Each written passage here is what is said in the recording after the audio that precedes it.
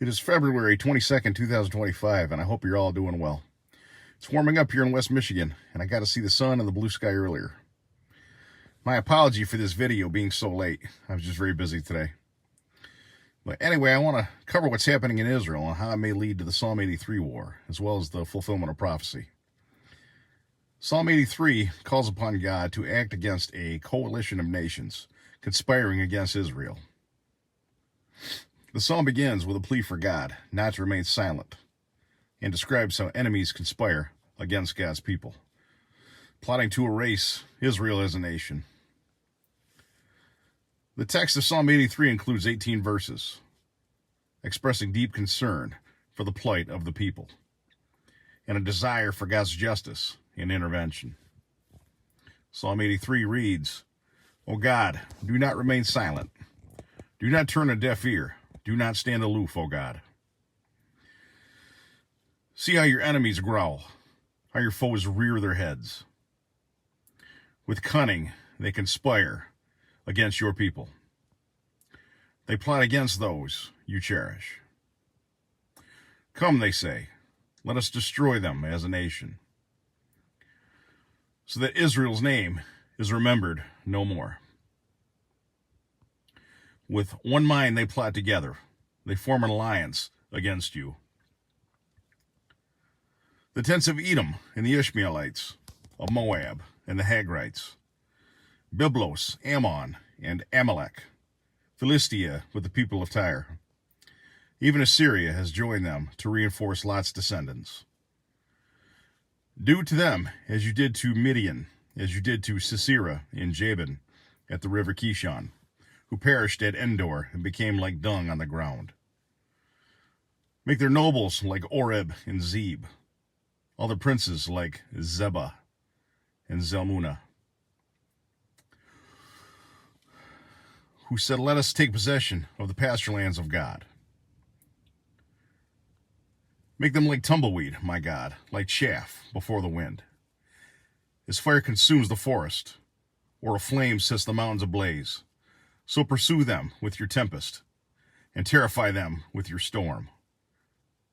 Cover their faces with shame, Lord, so that they will seek your name. May they ever be ashamed and dismayed. May they perish in disgrace.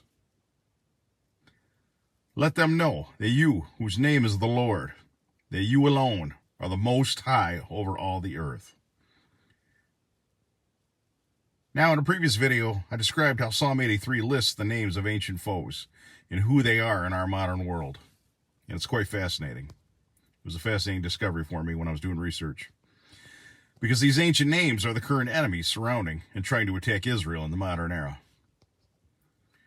Currently, are we seeing the beginning of the Psalm 83 war unfolding in 2025? Will Israel soon annihilate all of its enemies? In the news today, we read of shock and outrage after Hamas released the remains of hostages, while the body of Shiri Bibas was not released. It was also discovered that 3 other hostages were murdered in captivity, and if I heard correctly, 2 of those were children. In a release ceremony on Thursday, Hamas paraded coffins of Jewish hostages on a stage adorned with fake bombs. One image presented Prime Minister Netanyahu as a vampire drinking the blood of hostages.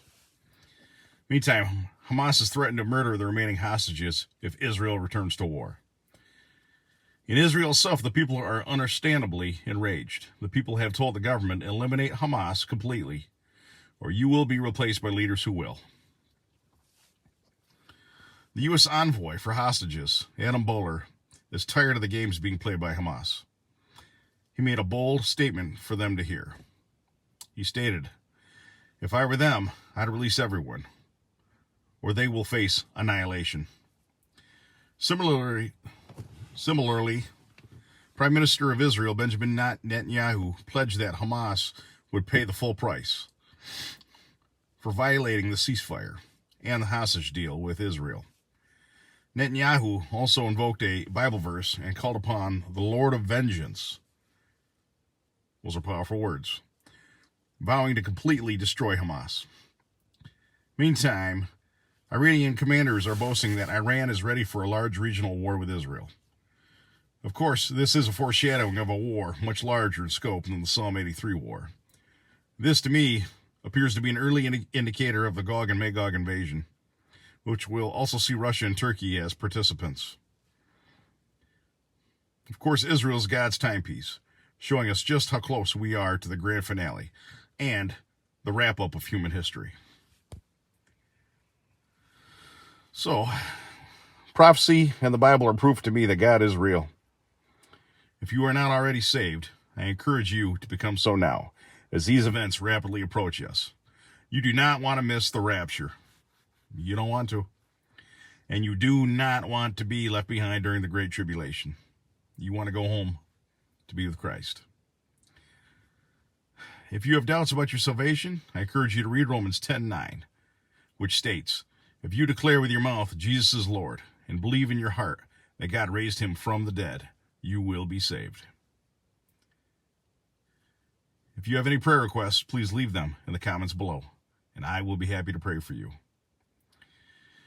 If you wish to stay anonymous, simply send me a friend request or just message me in private, and I will certainly pray for you.